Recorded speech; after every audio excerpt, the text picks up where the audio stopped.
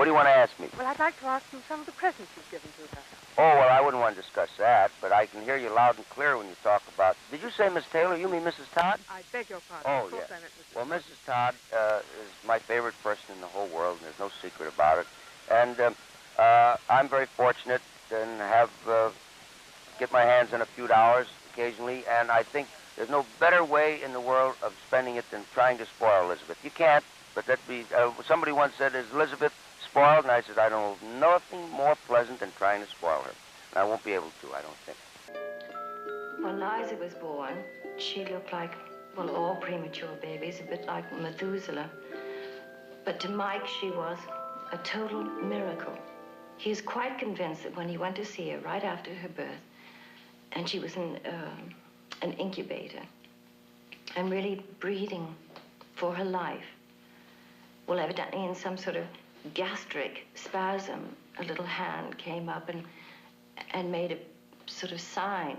And Mike was totally convinced and told everyone in the world that would listen to him that she was waving at him and that she looked him right full in the eyes. I heard the news about Mike's plane crash and no survivors, so I quickly awakened Eddie and I said, you have to go right away. So we both went to Elizabeth's house, and the doctors had just gotten there and they just told her, and she was screaming, and it was just awful. Well, it didn't happen that quickly, and it didn't happen, I didn't leave Debbie to marry Elizabeth. We were already going to get divorced until we found out he was coming along. She was the great love of my life. She was. You honestly admit that? For the 3 years that we were together.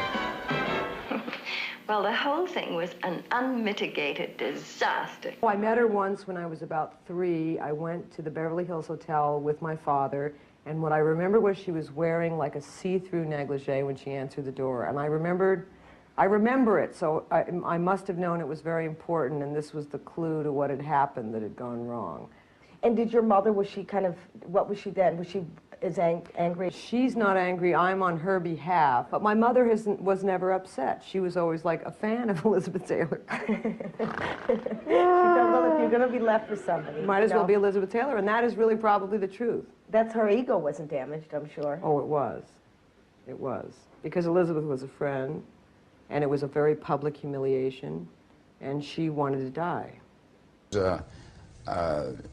I know she'll forgive me for saying so, but she is indeed a woman of infinite variety. But I've talked about her so much in the last 20 years, perhaps, that even she's getting tired of what I say about her. Anyway, I like her very much, and she likes me, and I think she's one of the most underrated screen actresses that ever lived, and I think she's one of the best ones who ever lived. At her very finest, she is incomparable.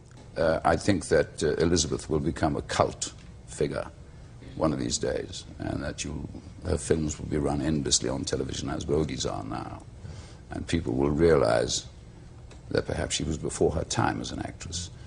And if you don't mind, I won't say anything more about Elizabeth Taylor. We were both born at Metro-Goldwyn-Mayer. I, long before Miss Taylor, of course.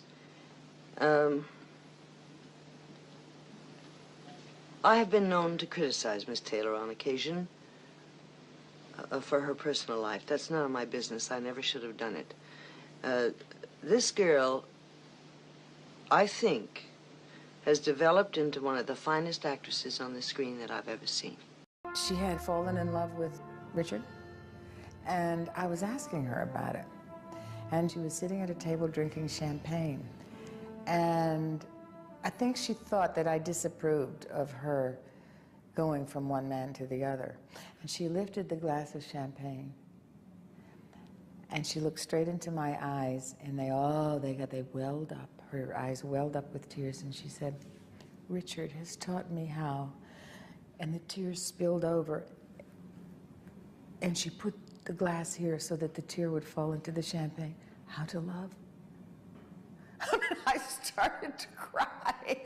I thought, listen, she loves this man, whatever I've heard about him. She had it so poetically described to me so that I would approve.